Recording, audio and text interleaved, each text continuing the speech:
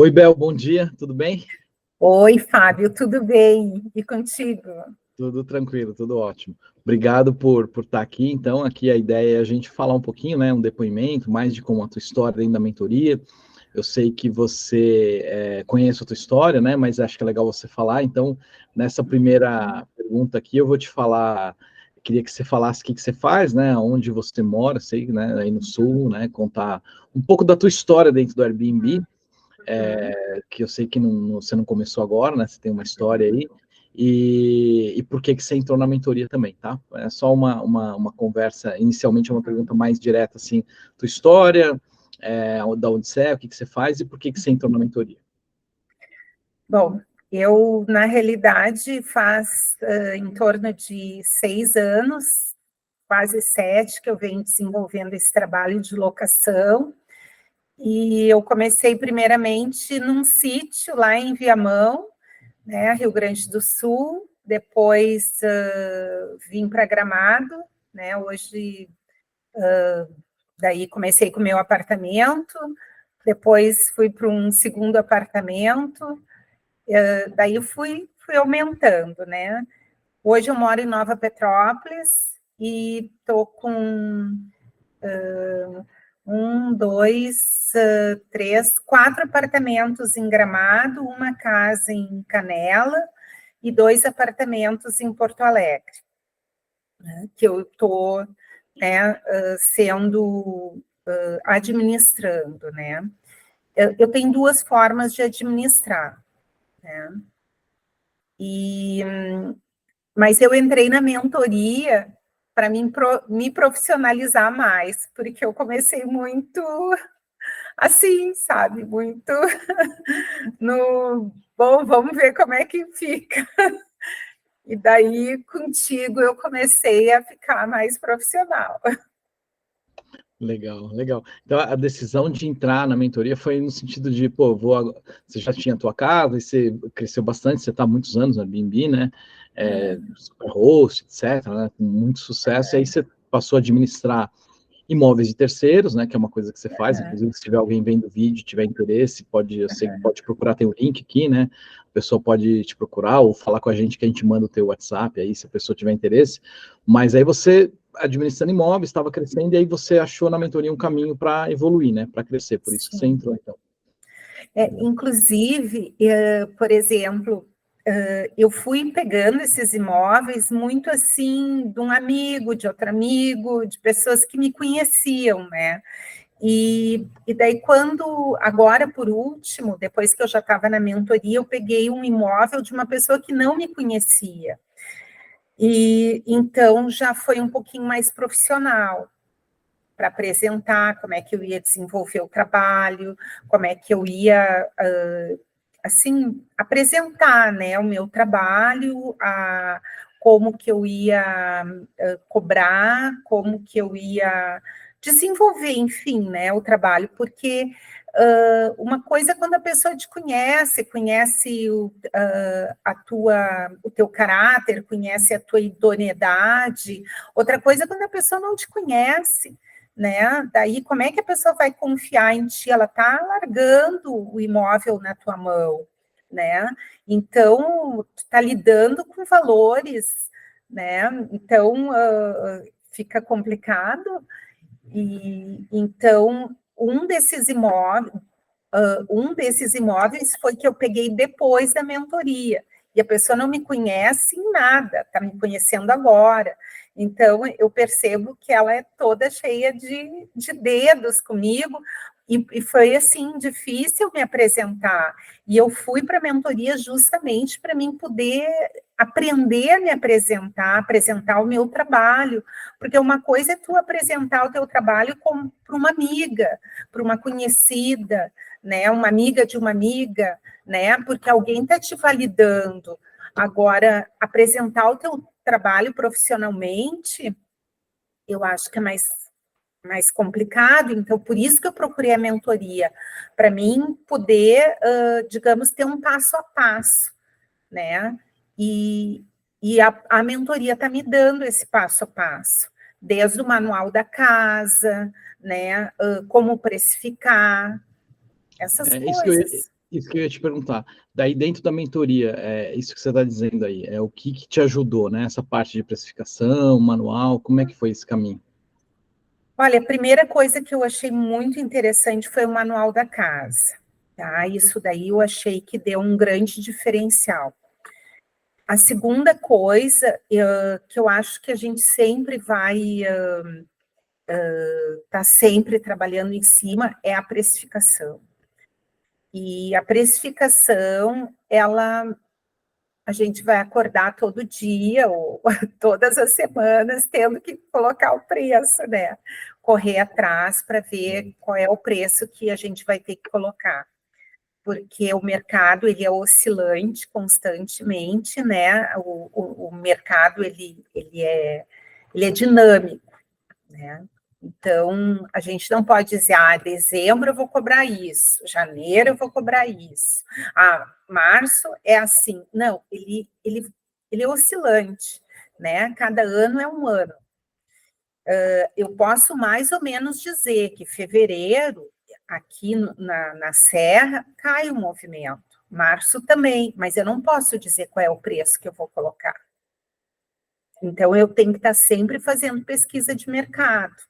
Eu tenho que estar olhando o meu concorrente, né? E daí tu ensinou como olhar o concorrente, né? Daí tu ensinou como olhar dentro da plataforma do Airbnb,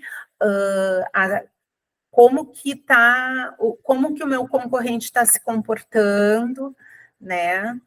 E isso daí eu achei complexo, realmente, né? Não é algo simples de se analisar, de ver como é que o concorrente se comporta e como é que está se comportando o nosso imóvel com relação ao mercado. E sempre buscando a primazia, né? Sim, acho que o que você está dizendo é um pouco do nosso método que foca bastante nessa questão de lucro, né? Ou seja, a gente quer ganhar bastante dinheiro e a gente sabe que a ferramenta decisiva é o preço. Então, a gente bate muito nessa questão de precificação, de olhar o mercado, de olhar o concorrente, porque isso faz uma enorme diferença para você conseguir alugar, né? E na medida em que você aluga mais vezes, consegue mais comentários e notas e tal, colocando o hóspede no centro, a tendência é que você consiga cobrar mais, né? Mas não é no começo. No começo não dá para fazer isso. A gente trabalha como se fosse um empreendedor. Você vai precisar garantir que as pessoas entendam qual é o teu imóvel, ter muitos comentários bons e tal. E aí, com o tempo, você pode cobrar até um pouco mais. Agora, se você não entende qual é o preço de mercado que ele vale realmente do que as pessoas aceitam pagar, aí, né, igual tem gente que às vezes entra na mentoria e fala, eu nunca, não consegui alugar até hoje. E aí se ajusta um preço, a pessoa consegue, porque a pessoa, às vezes, fora dessa realidade, ela não entende, né? Ela não consegue entender, né?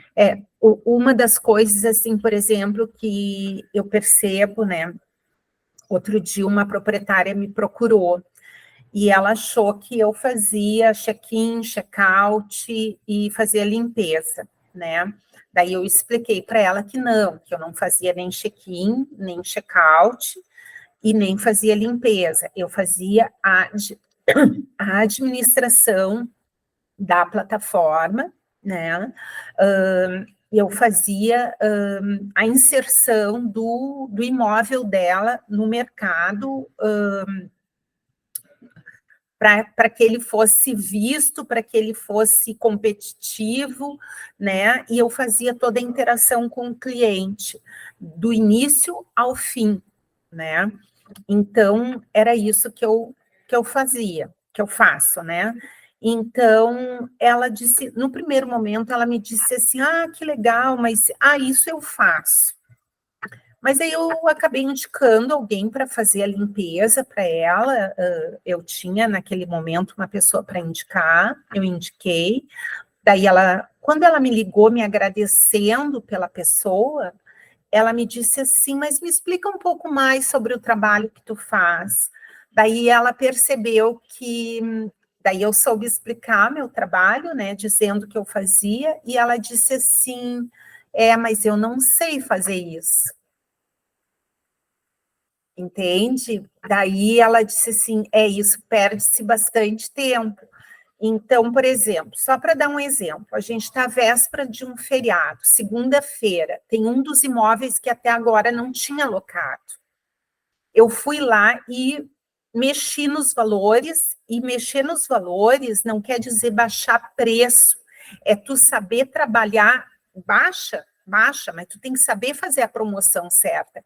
Olha, na mesma manhã eu recebi 5, sem mentira nenhuma, 5. As pessoas assim, ó, de repente começaram 5 perguntas, as pessoas pesquisando.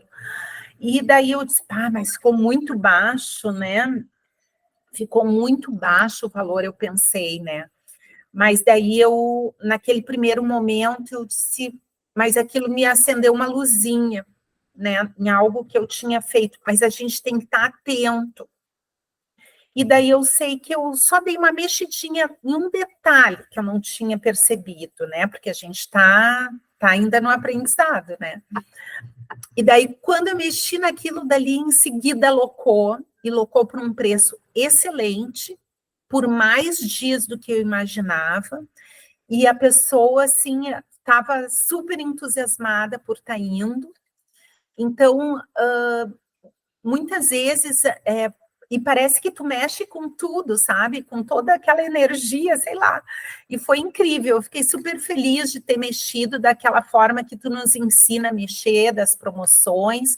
E isso daí, provavelmente, essa proprietária não saberia fazer e ela ia perder de locar naquele feriado. Sim.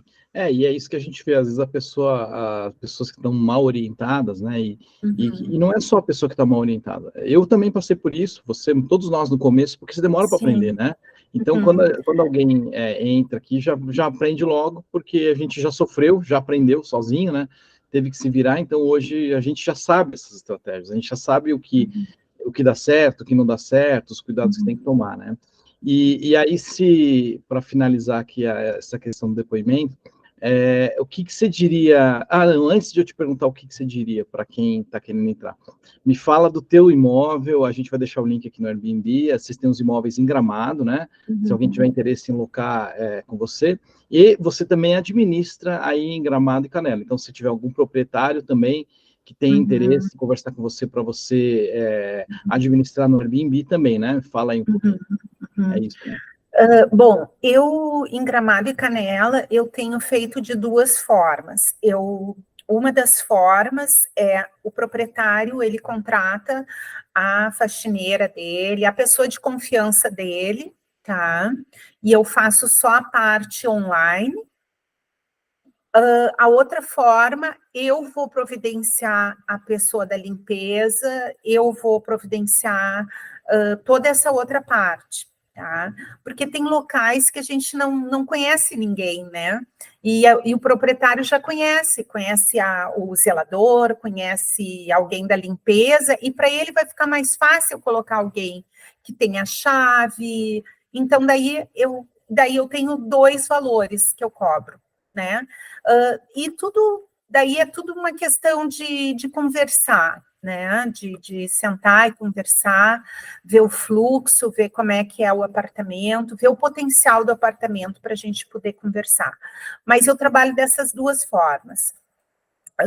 Se eu tiver que fazer, me envolver mais, por exemplo, da manutenção, eu vou ter que acompanhar a eletricista, vou ter que estragou um cano, eu vou ter que acompanhar, vai ser um valor, né? Se eu tiver que acompanhar,